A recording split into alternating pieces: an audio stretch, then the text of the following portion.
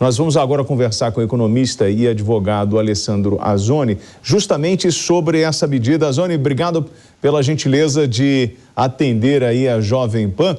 Tema criptomoedas. É um tema muito polêmico ainda no Brasil, né? Eu acho que não só no Brasil, no mundo, né? Eu acho que essa é uma questão que eu acho que todas as nações do mundo tentam regulamentar um mercado que não existe regulamentação, né? Então é um tema que realmente até para nós aqui, eu acho que vai ser muito difícil você controlar esse mercado, né? Bom, Vizeco, a gente percebe que esse movimento em relação a criptomoedas, inclusive a tentativa de criar moedas para um público interno. Nós temos uma dificuldade na regulamentação de todo esse mercado. E por que é tão difícil? Primeiro que ela foi criada, essas criptomoedas foram criadas justamente por uma questão, vamos dizer assim, meio que anarquista, vamos dizer assim. É uma moeda sem fronteira, sem nação. Porque qual que era a ideia? Toda vez que você faz um investimento, sempre você tem a vinculação governamental. Ou seja, se você faz um investimento em alguma moeda, por exemplo, moeda americana, moeda japonesa, ou o próprio euro, o próprio real, você tem as estabilidades políticas, a questão da estabilidade fiscal, e ela acaba sofrendo essas intempéries de governo. A ideia da criptomoeda é que ela ficasse sem governo, e ela tinha uma certa quantidade, ela era expedida com uma certa quantidade, e o que determinaria o preço? Oferta e demanda, sem qualquer interferência do governo. Isso aconteceu, nós tivemos uma valorização dela justamente no momento da pandemia, que é onde as nações do mundo se fecharam, e muitos investidores buscaram essas criptomoedas como uma segurança monetária, um bem, como se procurasse ouro, né, que era uma reserva de valor, procurar essas moedas porque elas não sofreriam esses impactos de governo. E quando você fala que ela não existe um governo que a regula, então significa que fica muito mais difícil até para o mundo se regulamentar nesse sentido. O que pode ser criado são alternativas de quem pode operar com essas moedas para dar uma segurança para os investidores, porque fora isso, eu não vejo uma outra alternativa de você controlar esse fluxo de aplicações, porque eu posso entrar num aplicativo da Rússia, posso entrar num aplicativo chinês, eu posso entrar num aplicativo americano e adquirir essas moedas sem qualquer fiscalização da própria Receita Federal e sem controle do Banco Central. O que determinaria, acho que uma regulamentação aqui era justamente limitar que as empresas que possam negociar isso sejam aquelas credenciadas pelo Banco Central e pela própria CVM, que sejam as distribuidoras de valores, corretoras de valores, os bancos de investimento e os bancos comerciais. Isso seria uma segurança, porque essas instituições, sim, elas conseguiriam reportar as operações aos órgãos fiscalizadores. Fora isso, eu não vejo como tentar regulamentar esse mercado. Bom, e nós tivemos problemas, escândalos com pessoas presas, né? Associando esquemas de criptomoedas ou investimentos em criptomoedas com os grupos de pirâmides. Isso cria uma confusão muito grande para o pequeno investidor, aquele que enxerga como divulgação a criptomoeda como um bom negócio, mas por outro lado tem esse receio de não ser uma coisa ainda regulamentada.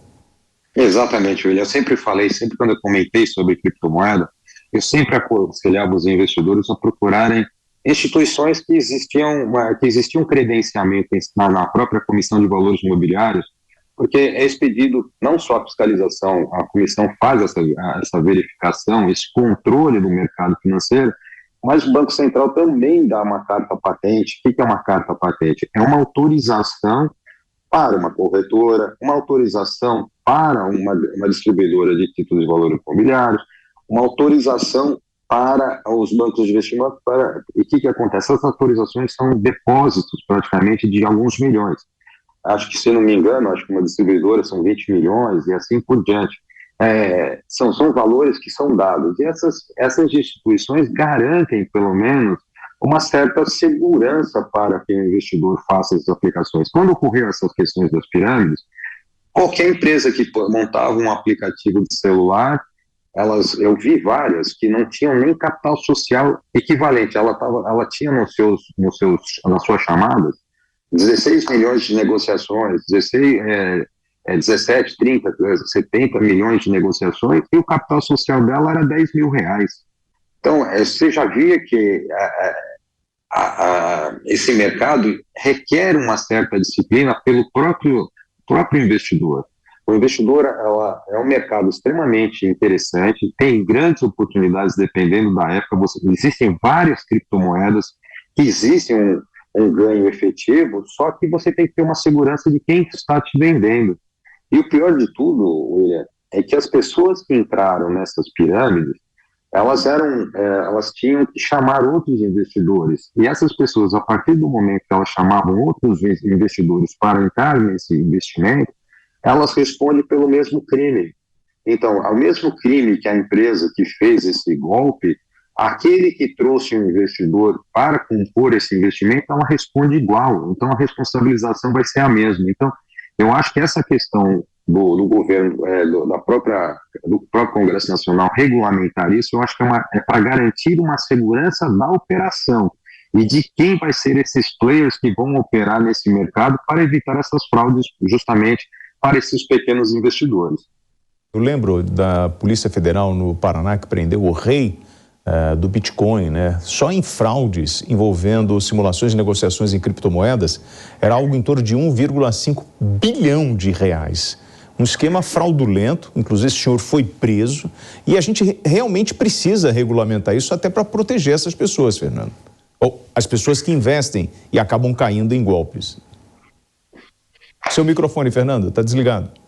Perdão, o objetivo da criptomoeda é justamente o contrário, não ter regulação nenhuma, né? Mas daí, segundo o que o nosso entrevistado nos traz, essa parte interessante, quem sabe a nossa CVM, a nossa Comissão de Valores Mobiliários, vai poder trazer para nós aqui nesse momento uma espécie de validação, uma espécie de controle para que as empresas possam chegar ao mercado e dizer, olha, eu negocio Bitcoin, eu negocio qualquer uma das criptomoedas, o Ethereum, blá, blá, blá, blá, blá, blá, e eu tenho aqui um papel dizendo que a Comissão de Valores Mobiliários do Brasil está me controlando, está observando. Isso é um diferencial na negociação com as pessoas que desconhecem, que são ignorantes, que não têm o domínio do mercado cripto. Agora, o grande trunfo dela é exatamente não ter relação nenhuma com o Estado, que pode ser utilizado muitas vezes para crimes. Isso aí faz parte do jogo, foi assim que ela nasceu e é por isso que ela tem esse valor, porque ela é facilmente trocável, ela está tudo dentro da tua carteira. Então eu acredito que o professor deu uma bela explicação para nós aqui, quais são as vantagens que a gente tem da cripto e quais seriam as vantagens que nós teríamos aqui nessa consolidação da CVM, dando uma resposta, dando uma chancela para essa regulamentação no Brasil. E eu quero fazer uma pergunta para o professor aqui, como é que ele enxerga toda essa quebra que teve a FTX lá nos Estados Unidos, que era uma das maiores corretoras do mundo e que acabou aí colocando um efeito cascata por todo o mercado cripto, professor? É exatamente a questão dessa vulnerabilidade. O mercado americano sempre trabalhou uma questão de estar alavancado. O que é estar alavancado? Ele fazer a mesma posição, uma única posição, várias e várias vezes. Isso aconteceu tanto no mercado lá do crédito imobiliário, como as operações que eles acabam fazendo no mercado de derivativos ou no mercado próprio do mercado de criptomoedas. Essa questão da alavancagem é muito perigosa nesse sentido, porque quando você tem uma quebra, ela dá, em vez de essa alavancagem cria um exponencial, vamos dizer assim, elevado à segunda, elevado à terceira, elevado à décima. Então, quer dizer, cada crise, cada inadimplência, qualquer risco que você tenha, você é alavancada 2, alavancada se multiplica por 2, por 3, por 10, e aí sim você tem essa ruptura. Essa questão, Fernando, que você coloca, eu acho que assim, a não regulamentação faz parte dessa moeda. Mas como nós temos diversas fraudes nesse sentido, você precisa garantir ao consumidor final, ao investidor, uma certa segurança. E é o que eu acho que o mercado está tentando buscar. Você tentar fiscalizá-la com uma Receita Federal para a questão de fiscalizar essa operação, a única maneira que eu vejo é através dos próprios instituições credenciadas, porque Hoje, quando você faz uma aplicação em uma distribuidora de valores, corretor, banco de investimento ou banco comercial, automaticamente eles têm dentro do próprio sistema dele, quando eles fazem as aplicações, uma comunicação para o Sisbacen e automaticamente vai para a Receita Federal. Então, esse sistema integrado dá informação para os órgãos fiscalizadores da operação que é feita. Fora isso, se você não tiver uma regulamentação nesse sentido de dar uma segurança para o investidor através dessa, ou seja, os únicos que poderão operar nesse segmento serão empresas XYK ou com um certo patrimônio ou com uma certa característica que seja fiscalizada essas comissões, a Comissão de Valores Imobiliários ou pelo próprio Banco Central. Senão essa ruptura sempre vai ocorrer e o lado mais fraco sempre estoura. William, você até colocou o caso desses grandes golpes. Qual que é o problema? Quando você faz um investimento nessa criptomoeda, geralmente, o que você fazia? A pessoa acreditava que ela estava fazendo um depósito nessa empresa e essa empresa supostamente criava dentro do aplicativo uma remuneração, como se ele tivesse comprado aquele ativo, mas nunca efetivava a compra. Ele utilizava esse recurso para satisfação própria. Então, quando você entrava no seu aplicativo, você tinha a cotação da criptomoeda em cima do valor que você colocou e você tinha uma certa rentabilidade. Quando começou a ter problema? Quando as pessoas começaram a buscar o resgate total dessas aplicações. Quando era somente os juros que caía, somente a rentabilidade, ele pegava daqueles novos que entravam e te repassavam. Mas quando você pediu o resgate total da aplicação, isso demorava uma semana, 10 dias, 15 dias, e quando isso não conseguiu mais ter, a pessoa não realizava esse resgate, aí começou a ter as denúncias de fraude. Então, fica muito frágil esse mercado e o investidor aqui fora, ele não tem essa visão do que é uma CVM, uma Comissão de Valores Imobiliários, o que é uma distribuidora de valores, o que é uma corretora, qual que ele só tem essa importância quando ele vai investir no mercado de ações. Quando ele fala assim, eu quero investir no mercado de ações, aí ele vai ver que ele precisa fazer um depósito nesse banco de investimento, ou nessa corretora, para que ela transforme aquele recurso numa carteira de investimento. Aí seria o mesmo caminho.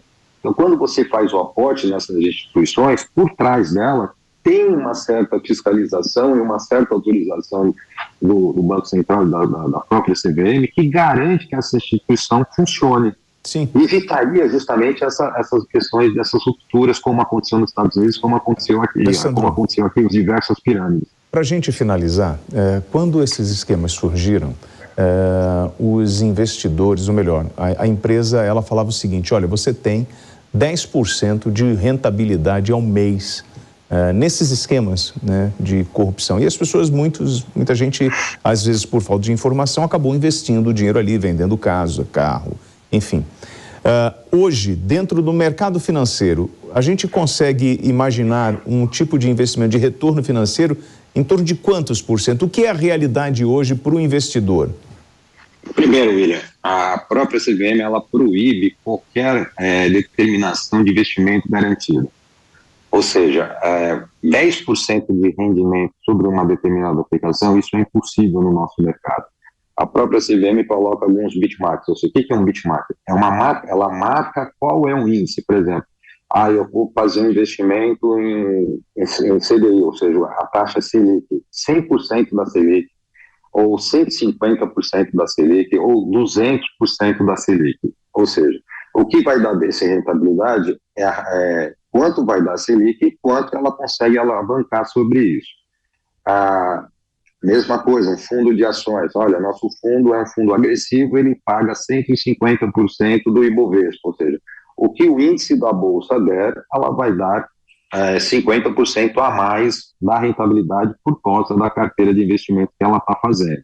Mas garantir 10% ao mês, isso realmente você pode considerar isso como fraude. Não existe operação dessa no Brasil que garanta uma aplicação nesse sentido. Nem se você comprasse uma participação numa empresa que garantisse essa rentabilização, porque a empresa tenha o risco do negócio, existe a questão de de demanda de mercado, então não existe. Quem oferecer essa tipo de operação, não acredite, não existe esse tipo de rentabilidade dentro do mercado. Toda vez que você procurar um banco comercial, um banco de investimento, ele vai falar assim, hoje nós temos uma rentabilização de tantos por cento de uma taxa Selic, nós temos tanto de rentabilização do fundo Ibovespa, tanto do mercado de derivativos, mas nunca uma taxa fixa de rentabilização. Por que isso?